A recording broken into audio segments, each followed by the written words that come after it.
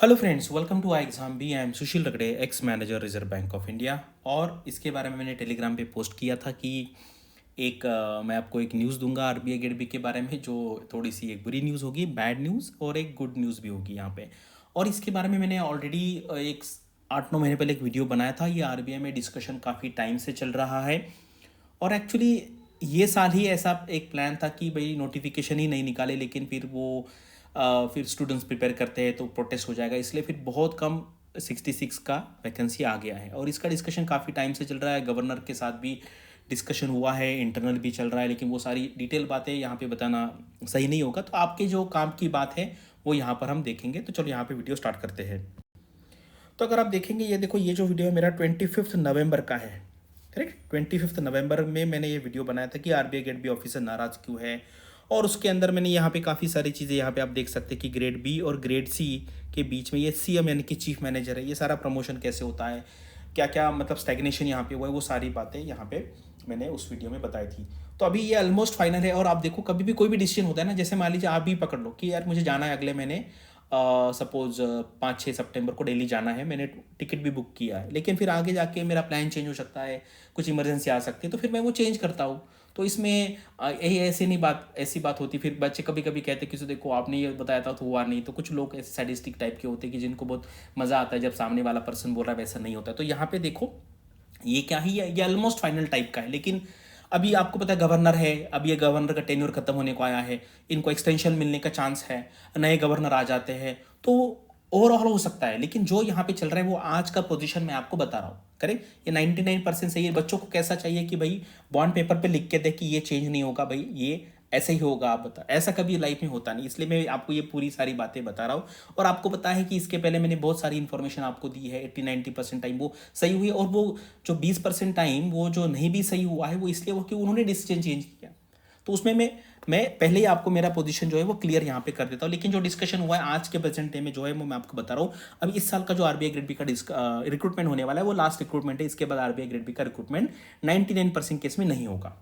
Correct, और इस साल का भी एक्चुअल नहीं होने वाला था। लेकिन 66 वैकेंसी मतलब बहुत ही कम है। अगर आप पहले देखें 200, 270, 222, 234, तो इस हिसाब से तो अभी। और ये इसलिए हुआ क्योंकि बीच में ना आरबीआई गेट बी की बहुत ज़्यादा रिक्रूटमेंट हुई, बहुत ज़्यादा हुई। और बीच में यहाँ पे ये जो मैंने यहाँ पे लिखा है कि मिनिमम 7 साल लगते, कभी कभी 8, कभी कभी 9, कभी कभी 10, ये पुराना मेरा जो वीडियो उसमें का है ये। करेक्ट, तो बीच में बहुत स्टैग्नेशन हुआ है। करेक्ट, और ग्रेड ए से ग्रेड बी भी लोग आते हैं तो उनका भी वहाँ पे प्रमोशन इस बार मुझे लगता है बहुत कम, यानी कि 10 से 20 का बीच वाला नंबर है ग्रेड ए से बी होने वाले, वो भी बहुत कम नंबर है। तो ये थोड़ा जो पूरा जो प्लानिंग है आरबीआई का वो थोड़ा सा मतलब मिसमैनेजमेंट हुआ है। तो अभी इसको ठीक करने को आरबीआई ने कहा है। और दूसरी भी एक बात है कि ग्रेड बी ये बहुत बड़े लेवल का पोस्ट है, ये बहुत बड़ी, ये मिडिल मैनेजमेंट लेवल का पोस्ट है आरबीआई में। करेक्ट, मिडिल मैनेजमेंट का, क्योंकि ग्रेड ए 5-6 हज़ार ऑफिसर मतलब उस टाइम जब मैं था उस टाइम पे थे, उस टाइम पे। फिर उसके बाद नीचे असिस्टेंट भी है, सीनियर असिस्टेंट, स्पेशल असिस्टेंट। तो इतने यंग एज में कोई भी बीच में आ रहा है ऑर्गेनाइजेशन के मिडिल एज में, मिडिल लेवल पे, और वो भी एक्सपीरियंस कुछ नहीं है, 21-22-23 साल के लोग। और आपके अंडर कितने लोग हैं? 10,000 लोग हैं, मतलब आपके नीचे। तो ये भी बात आरबीआई को थोड़ी सी सही नहीं लगी। और सैलरी विलरी ये भी आपको बात बताया कि आरबीआई की ग्रेड बी की सैलरी बहुत ज़्यादा है। मतलब आईएएस को जितना मिलता है, अगर आप देखेंगे कैश में जो पैसा मिलता है उससे डबल के आसपास आरबीआई ग्रेड बी के ऑफिसर की सिर्फ सैलरी की बात देख रहा हूँ मैं। पावर वहाँ पे तो बहुत ज़्यादा है, क्योंकि आईएएस है ना, लोग उसको बहुत इमोशनली अटैच है। आईएएस के बारे में कंपेयर किया तो उनको गुस्सा आता है भी, भले उसको क्लर्क का भी पोस्ट ना मिले, लेकिन उसको गुस्सा आता है कि भाई आईएएस से क्यों कंपेयर किया, आईएएस तो भी मेरा ही है। तो इतना इमोशनल अटैच किसी से नहीं होना है।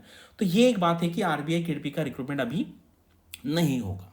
ठीक है, तो अभी दूसरी जो अच्छी बात है वो क्या है कि अभी ग्रेड बी का नहीं होगा तो फिर आरबीआई रिक्रूट ही नहीं करेगा, ऐसा तो नहीं होगा।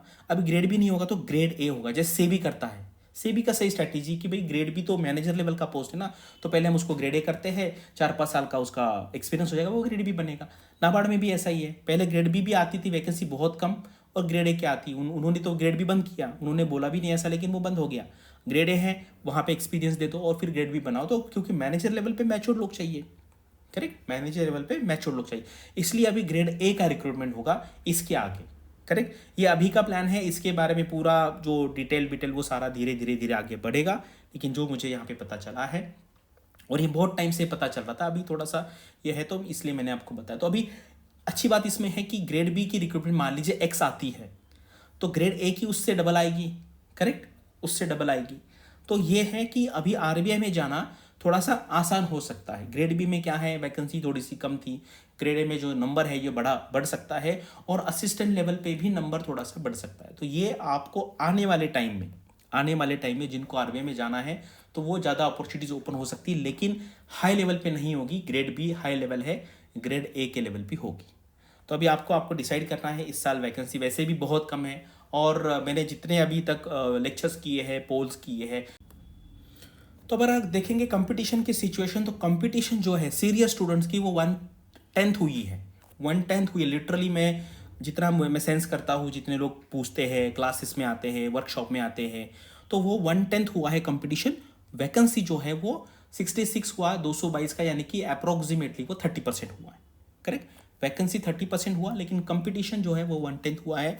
अभी आपको डिसाइड करना है कि इस साल का जो एग्ज़ाम है उसको कितनी सीरियसली देना है, नहीं देना है, ये पूरा आपका डिसीजन है। और आने वाले टाइम में अभी पता नहीं कि किस टाइप का सिलेबस रहेगा, किस टाइप की एलिजिबिलिटी कंडीशन रहेगी, करेक्ट। एलिजिबिलिटी कंडीशन कैसी रहेगी, सिलेबस कैसे रहेगा, पैटर्न कैसा रहेगा, क्या रहेगा, वो अभी कुछ पता नहीं, वो धीरे धीरे अभी वो बिल्ड करेंगे, ठीक है। तो अभी का जो पैटर्न है, सिस्टम है, वो आपको पता है, इसलिए आगे अनसर्टेनिटी है, तो आप यहाँ पे डिसाइड कर सकते हैं। और ऐसा नहीं कि मैं आपको सिर्फ बता रहा हूँ, डिसीजन आपको लेना है। और इसके साथ इस साल बाकी भी बहुत सारे रिक्रूटमेंट है, तो अभी आपको अपना अपना देखना है कि भाई मेरी एक्सपर्टीज़ कहाँ है, मेरे सिलेक्शन के चांस कहाँ है, उसके बेस पे मुझे डिसीजन लेना पड़ेगा। अभी ये प्रीवियस ईयर के क्वेश्चन पेपर से आरबीआई गेट भी फेज 1 के, और अभी तो सिर्फ फेज 1 पे फोकस करो, फेज 2 का बारे में बिल्कुल सोचने की ज़रूरत नहीं। इसके बारे में आपको क्या लगता है? और आप में से कुछ लोग जो आरबीआई में हैं, जो इसके बारे में कुछ जानते हैं, आप बताइए इसमें कुछ है नहीं है, क्योंकि मैं आके यहाँ पे ऐसे कुछ भी नहीं बोल सकता, क्योंकि आप में से यहाँ पे देखने वाले हज़ारों लोग आरबीआई में असिस्टेंट काम कर रहे हैं, हज़ारों लोग यहाँ पे आरबीआई ग्रेड ए में काम कर रहे हैं, ग्रेड बी वाले भी वीडियो देखते हैं, कुछ तो grade C D E level के लोग भी, एफ लेवल के ऑफिसर्स जो है हमारे आरबीआई के सीजीएम, क्योंकि उनके सन्स एंड डॉटर्स भी आरबीआई का प्रिपरेशन कर रहे हैं, तो उनको भी इसके बारे में पता डेफिनेटली होगा ही होगा, ठीक है। क्योंकि देखो आरबीआई क्या है, पब्लिक ऑर्गेनाइजेशन है, करेक्ट। तो ये जो सारी इन्फॉर्मेशन इसका जो बेनिफिट है या जो कुछ भी होता है as a society as a whole है, क्योंकि जितने अच्छे, इसलिए मैं जब ये पूरे ऑर्गेनाइजेशन का, पहले आपको पता है कि मैं इस फील्ड में पायोनियर हूँ, मैंने ही पहले ये स्टार्ट चालू किया 2012 से, मैं लोगों को गाइड कर रहा हूँ, और मेरा पर्पज़ यही था कि ये जो इन्फॉर्मेशन ज़्यादा से ज़्यादा लोगों तक पहुँचे, अच्छे अच्छे ब्रिलियंट लोग आरबीआई में आए, उसका आरबीआई का भी भला है, और अल्टीमेटली हमारे सोसाइटी का भला है। क्योंकि आरबीआई का जो पैसा है वो हमारा सिटीजन का पैसा है, क्योंकि हम जो टैक्स पेयर है वहीं से पैसा वहाँ पे जाता है, वहीं से पैसा गवर्नमेंट को आता है, गवर्नमेंट ओनर है, मतलब हम ही ओनर है इसके, correct, as a general citizen. तो इसके बारे में आपको क्या लगता है बताइए कमेंट सेक्शन में। Thanks for watching this video and all the best for your studies and upcoming examinations.